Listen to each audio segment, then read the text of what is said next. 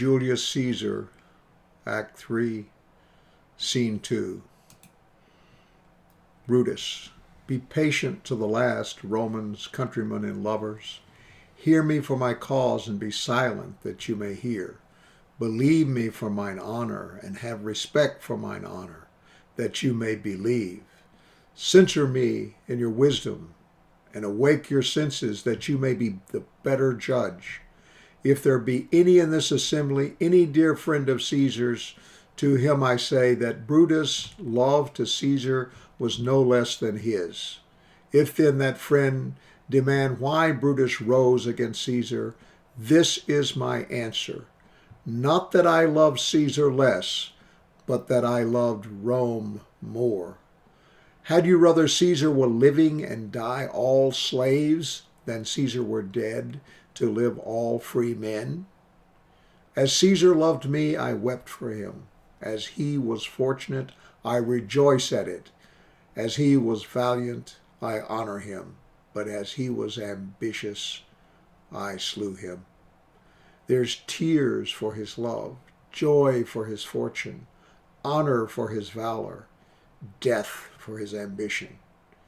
Who is here so base that would be a bondsman? If any speak, for him I have offended. Who is here so rude that he would not be a Roman? If any speak, for him I have offended. Who here is so vile that will not love his country? If any speak, for I have offended. I pause for a reply. Mark Antony. Friends, Romans and countrymen, lend me your ears. I come to bury Caesar, not to praise him. The evil that men do lives after them. The good is often in turn with their bones. So let it be with Caesar. The noble Brutus hath told you Caesar was ambitious. If it were so, it was a grievous fault, and grievously hath Caesar answered it. Here under the leaf of Brutus and the rest, for Brutus is an honorable man, and so are they all honorable men. Come I to speak in Caesar's funeral. He was my friend, faithful and just to me. But Brutus says he was ambitious. And Brutus is an honorable man. He hath brought many captives home to Rome, whose ransom did the general coffers fill. Did this in Caesar seem ambitious? When that poor have cried, Caesar hath wept. Ambition should be made of sterner stuff. Yet Brutus says he was ambitious. And Brutus is an honorable man. You all did see that on the Lupercal I thrice presented him a kingly crown, which he did thrice refuse. Was this ambition? Yet Brutus says he was ambitious. And sure, he is an honorable man. I speak not to disprove what Brutus spoke, but here I am to speak what I do know. You all did love him once, not without cause. What cause withholds you then to mourn for him? O judgment, thou art fled to brutish beast, and men have lost their reason. Bear with me. My heart is in the coffin there with Caesar, and I must pause till it come back.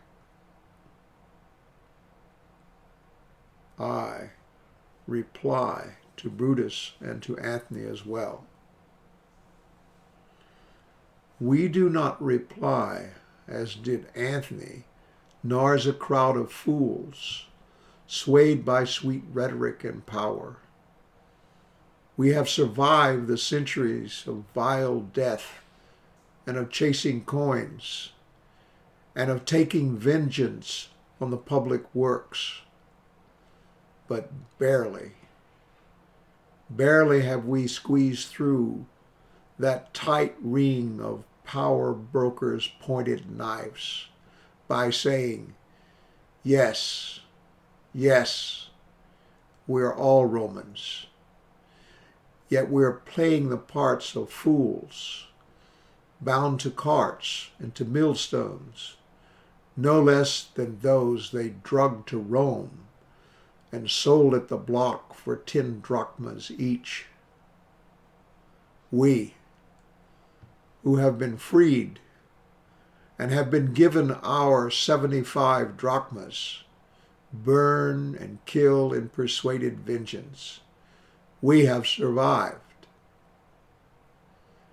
Now we honor Rome, though we have changed her name reluctantly. And we honor Caesar, too, and all he was in Brutus, and all of him that was brokered by Mark Antony. From time to time, there's an amnesty. We let the lower masses swell, and we share our drachmas at the public wells of industry and freedom, while our bells call us to the graves of every Caesar and Antony and Brutus, who gave us honor. We are full of respect for our papers that say we are not slaves. We are content with the drachmas we have gotten. We don't know that what we have become is rotten.